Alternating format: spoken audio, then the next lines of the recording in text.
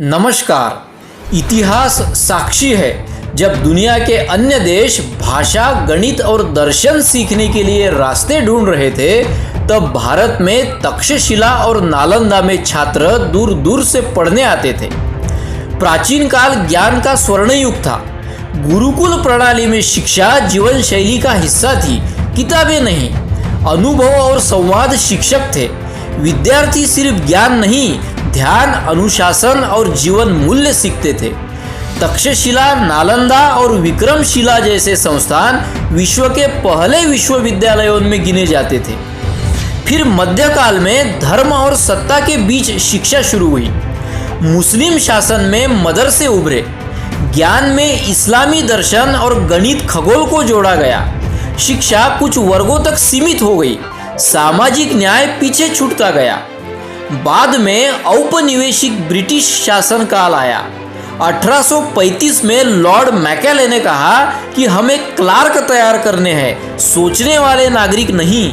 अंग्रेजी शिक्षा आई, लेकिन भाषा, संस्कृति और विचारों की स्वतंत्रता चली गई।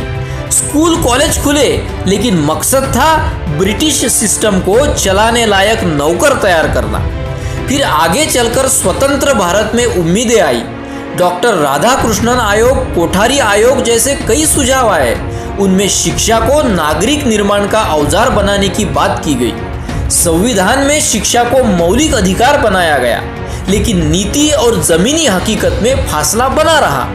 निजीकरण बढ़ा, सरकारी स्कूलों की हालत बदतर हुई और आज भी एक असमानता भरी व्यवस्था कायम है।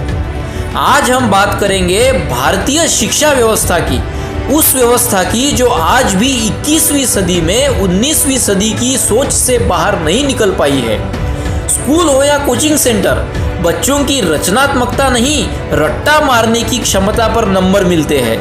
किताबों के पन्नों पर लिखा होता है व्हाट इज डेमोक्रेसी, लेकिन स्कूल में क्यों पूछ लिया जाए तो मास्टर साहब नाराज हो जाते हैं। बच्चे प्रश्न नहीं करते, सिर्फ उत्तर याद रखते हैं। कई राज्यों में सरकारी स्कूल की इमारतें तो पक्की हो गई, लेकिन पढ़ाई की नींव अभी भी कच्ची है। टॉयलेट बने हैं, मगर टीचर समय पर नहीं आते। डिजिटल इंडिया के नाम पर स्कूल में स्मार्ट बोर्ड तो है, लेकिन बिजली नहीं है। हर साल मार्च आते ही घर घर में आपातकाल लग जाता है, जैसे युद्ध बोर्ड सेंटरों पर नहीं, डाइनिंग टेबल पर लड़ा जा रहा हो। 10वीं और 12वीं के छात्रों से ये कोई नहीं पूछता कि तुम क्या बनना चाहते हो। सब यही पूछते हैं कि तैयारी कहाँ तक पहुंची। देश का शिक्षा तंत्र अब कोचिंग इंडस्ट्री में बदल गया है, जहां लाखों बच्चे हर साल अपना बचपन, सपने और नींद नीट और JEE के हवाले कर देते हैं। कोटा जैसे शहर अब आशा के नहीं, अवसाद के केंद्र बनते जा रहे हैं। शिक्षा अब सुविधा का नहीं, समृद्धि का प्रतीक बन चुकी है। प्राइवेट स्कूलों में बच्चे एयर कंडीशन क्लास में बैठते हैं और सरकारी स्कूलों में बच्चे छत टपकने से पहले भागते हैं।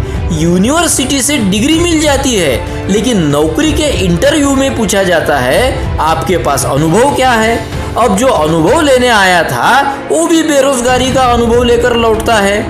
नेशनल एजुकेशन पॉलिसी NEP 2020 आई तो सही, लेकिन उसे लागू करने की इच्छा शक्ति अभी भी फाइलों में बंद है। हर पार्टी उसे अपने तरीके से रंगने में लगी है, जैसे शिक्षा नहीं, चुनावी घोषणा पत्र का हिस्सा बन गई हो। टीचर अब गरीबों के मसीहा नहीं, कॉन्ट्रैक्ट और ट्रांसफर की फाइलों में उलझे कर्मचारी बन गए हैं। जिनके कंधों पर देश की पीढ़ियां बनती थी, अब वो खुद सर्वे फॉर्म भरते हैं, चुनाव ड्यूटी करते हैं। शिक्षा को हमने रैंक और रिजल्ट का तमाशा बना दिया है। बच्चे अब पढ़ते नहीं, बस रेस में दौड़ते हैं। जब तक शिक्षा को सोचने, सवाल करने और सृजन करने का माध्यम नहीं बनाया जाएगा, तब तक भारत में डिग्रियां तो मिलती रहेंगी, लेकिन दिशा नहीं। नई शिक्षा नीति कहती है कि बच्चे अब 5+3+3+4 के ढांचे में पढ़ेंगे। सुनने में मॉडर्न लगता है, लेकिन सरकारी स्कूल में 5 दिन से ज्यादा शिक्षक न मिले तो ये जोड़ घटाव कागज तक ही रहता है। 5 वर्ष फाउंडेशन स्टेज यानी प्राथमिक, बाद में 3 वर्ष प्रिपरेटरी स्टेज, फिर 3 वर्ष मिडिल स्कूल और फिर 4 वर्ष हाई स्कूल। कक्षा 5 तक मातृभाषा में पढ़ाने की बात तो है, लेकिन क्या हर राज्य में किताबें हैं या फिर बच्चे भाषाओं के नाम पर राजनीति सीखेंगे, विज्ञान नहीं। बच्चे अब नंबरों से नहीं स्किल्स से परखे जाएंगे। लेकिन जब पेरेंट्स का सपना अब भी 99% मार्क्स पाने का है, तो ये क्या मूल्यांकन सिर्फ शिक्षा मंत्री का सपना है? बच्चों को कक्षा 6 से कोडिंग सिखाने की बात होती है, लेकिन गांव के स्कूल में बिजली नहीं है, लैपटॉप तो दूर की बात है। एनईपी कहती है कि छात्र बीच में पढ़ाई छोड़ भी दे तो सर्टिफिकेट मिलेगा, यानी अब ड्रॉप आउट को भी वैधता मिलेगी। या कहे बेरोजगारी को सरकार की मंजूरी। यूजीसी, एआईसीटीई और एनसीटीई को मिलाकर एक नया उच्च शिक्षा आयोग बनेगा। लेकिन क्या इससे टीचर्स की तनख्वाह बढ़ेंगी या फिर सिर्फ फाइलों में आयोग खेला जाएगा? एनईपी कहती है कि जीडीपी का 6% निवेश शिक्षा में लगाया जाएगा, लेकिन बजट में आज भी शिक्षा का हिस्सा 4% से कम है। नीति तो बन गई, लेकिन निवेश कहाँ है? एनईपी में टीचर्स को ट्रेनिंग यानी शिक्षकों को प्रशिक्षण देने की बात तो है, लेकिन जमीनी हकीकत में शिक्षकों को समय पर सैलरी मिले तो ही बहुत है। नई शिक्षा नीति को देखिए, ऐसा लगता है जैसे कोई किताब पढ़ते वक्त बीच में सपना देख रहा हो, और जब आँख खुलती है तो वही पुरानी क्लास, वही टूटी बेंच, वही अनउत्तरित प्रश्न। नीति में तो कह दिया गया कि शिक्षा पर जीडीपी का 6% खर्च होगा, लेकिन जमीनी सच्चाई ये है कि सरकारी स्कूल की छत टपक रही है। पैसों के बिना नीति सिर्फ प्रचार बन जाती है। नीति को कागज से जमीन तक लाना होगा। शिक्षक भर्ती में पारदर्शिता और समयबद्धता लानी होगी। शिक्षा तब तक सुधर नहीं सकती जब तक शिक्षक गेस्ट बना रहेगा। भर्ती प्रक्रिया को पारदर्शी, तेज और स्थायी बनाना होगा। डिजिटल ऑनलाइन पढ़ाई सिर्फ शहरी बच्चों के लिए नहीं, गांवों में भी इंटरनेट डिवाइस और ट्रेनिंग पहुंचानी होगी, वरना तकनीक एक नया भेदभाव बन जाएगी। मातृभाषा में पढ़ाना आसान है, परंतु उस भाषा में गुणवत्तापूर्ण यानी क्वालिटी कंटेंट और ट्रेन किए गए शिक्षक कहाँ है? हमारा पाठ्यक्रम स्किल आधारित और रोजगार उन्मुख होना चाहिए। बच्चा स्कूल कॉलेज से निकले तो उसके हाथ में डिग्री नहीं, हुनर हो जो नौकरी या स्वरोजगार दिला सके। बहुतांश सरकारी स्कूलों को मॉडल स्कूल बनाना होगा। हर जिले में कम से कम एक ऐसा सरकारी स्कूल होना चाहिए जहां मंत्री और मजदूर दोनों अपने बच्चों को भेज सके। शिक्षक जितना सशक्त होगा उतना समाज शिक्षित होगा। शिक्षकों को अपडेटेड, प्रेरित और सम्मानित करना होगा।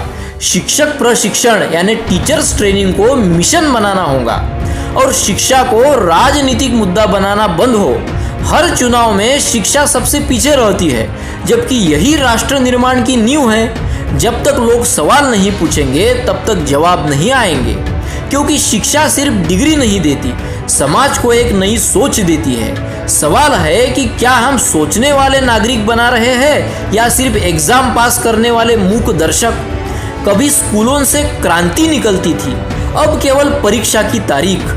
कभी शिक्षक पूजनीय थे, अब गेस्ट फैकल्टी बनकर महीनों तनख्वाह का इंतजार करते हैं। और बच्चे वो तो सिलेबस से ज़्यादा दबाव के नीचे पड़ते हैं। आज ज़रूरत है शिक्षा को खर्च नहीं, निवेश समझने की।